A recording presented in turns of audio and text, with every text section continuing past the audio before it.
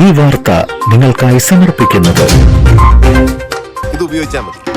ഹരിതാറ്റോ ദഹനത്തിനും ആരോഗ്യത്തിനും ബെസ്റ്റാ.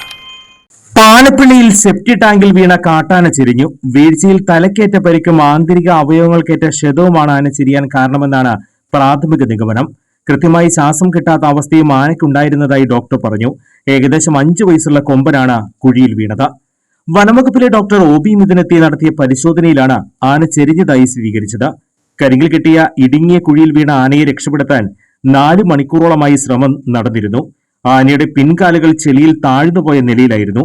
വ്യാഴാഴ്ച രാവിലെ 8 മണിയോടെയാണ് ആനയെ സ്വകാര്യ വ്യക്തിയുടെ ഉപയോഗശൂന്യമായ സെപ്റ്റി ടാങ്കിൽ വീണ നിലയിൽ ടാപ്പിംഗ് തൊഴിലാളികൾ കണ്ടത്. കുഴിയുടെ മുകളിലേക്ക് തലയും തുമ്പിയും ഉയർന്നിരുന്നു. ആന പിന്നീട് അവശ നിലയിലാവുകയായിരുന്നു. മണ്ണുമാന്തി യന്ത്രം എത്തിച്ച് കുഴിയിലെ കല്ലും മണ്ണും ചെളിയും നീക്കി തുടങ്ങിയപ്പോഴേക്കും ആന തുമ്പിയും കാലുകളും അനക്കുന്നുണ്ടായിരുന്നു.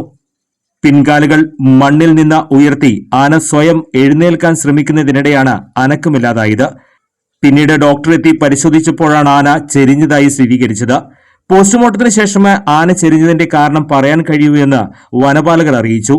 Chalakudy DFO Venkateshwar, Palappilly range officer Ratheesh, Varantharappilly panchayat അധികൃതർ എന്നിവരും സ്ഥലത്തെത്തിയിരുന്നു. പുലർച്ചെ മുതൽ എലിക്കോട് പ്രദേശത്ത് കാട്ടാനക്കൂട്ടം ഉണ്ടായിരുന്നതായി നാട്ടുകാർ പറയുന്നു. ഈ കൂട്ടത്തിലുണ്ടായിരുന്ന ആനയാണ് കുഴിയിൽ വീണതെന്ന് കരുതുന്നു. ആന കുഴിയിൽ അകപ്പെട്ട ശേഷം തൊട്ടടുത്തുള്ള റബ്ബർ തോട്ടത്തിൽ ആനക്കൂട്ടം നിലയുറപ്പിച്ചിരുന്നു.